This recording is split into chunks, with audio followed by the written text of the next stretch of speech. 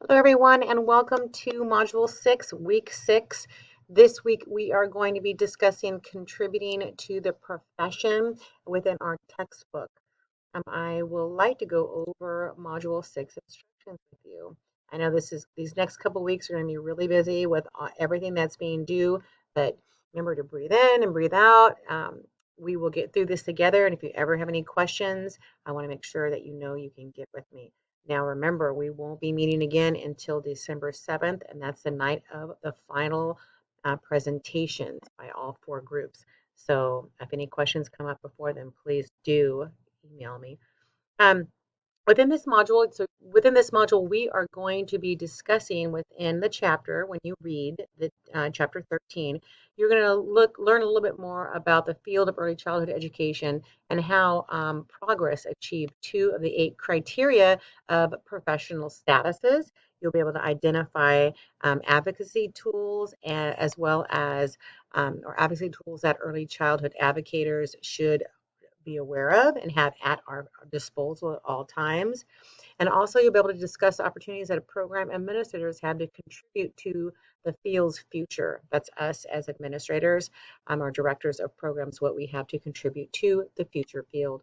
And the SLOs, we will be touching on all 3 of our course SLOs this week.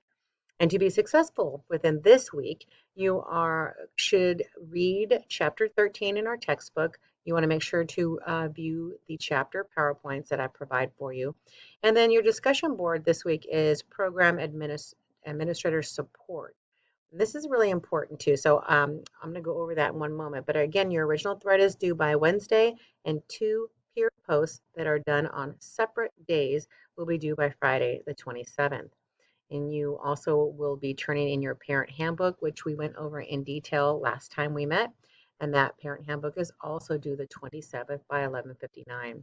So I want to go back into the module right now and so we can talk about the discussion.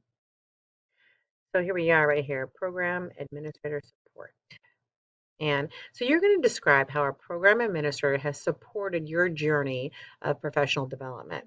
So you want to make sure to include in your post, has an administrator been a resource when you were considering entering the field?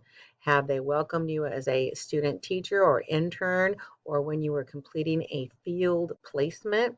How about mentoring you to enhance your skills and knowledge of young children and early childhood education?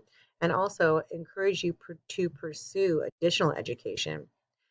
And then you want to answer, have you left that person or have you let that person know that the contributions they have made to your professional growth and development? And then I also indicate this might be a great time to write a letter or make a quick phone call just to say thank you.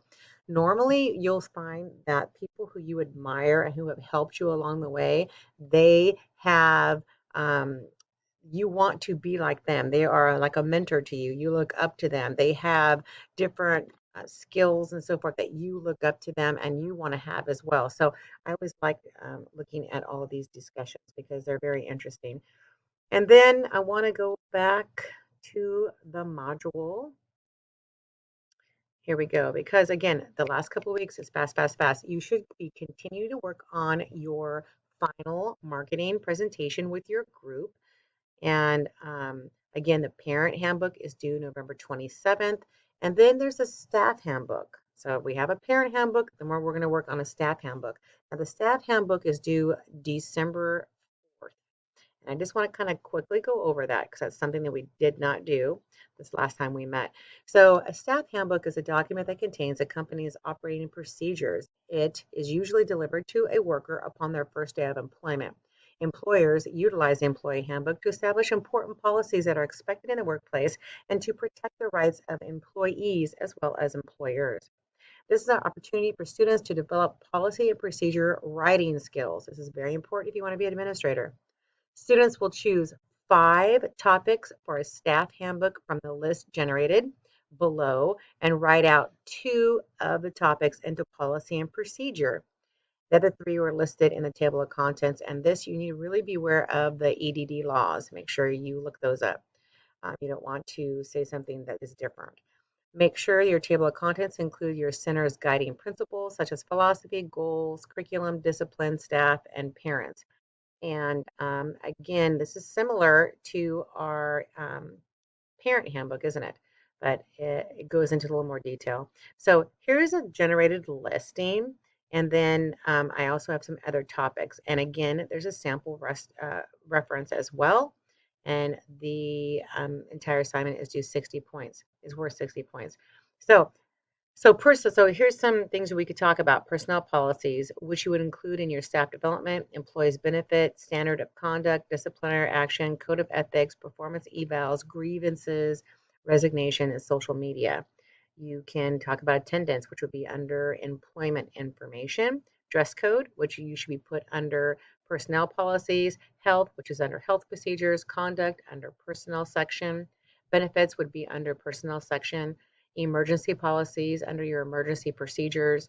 Professional growth should be under employment information section. Termination is under personnel section. Schedule is under employment information section. Conflict of interest is under also employment information section, as well as harassment and then promotions and transfers. They are all under employment information section. Here's some other topics we generated as well. Mandated reporting responsibilities, always very important for your employee, all staff members to know our responsibilities.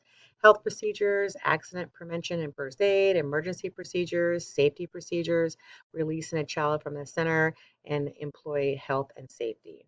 Okay, so make sure you look at the sample, look at what your current site is doing as well. Again, you could take something that they have, you can look off the internet, and you're really learning what's important to you, what procedures and policies that maybe you're working at a site right now that need to be improved upon. You make that improvement for yours, right? So that's kind of showing you how to write policies and procedures. They're very, very important. And that is it for this week. That is it for this week. So have a wonderful week. I'm looking forward to seeing you on the 7th, but we'll talk again before then. And if you have any questions, please do feel free to contact me, and I'll talk to you all soon. Have a great week.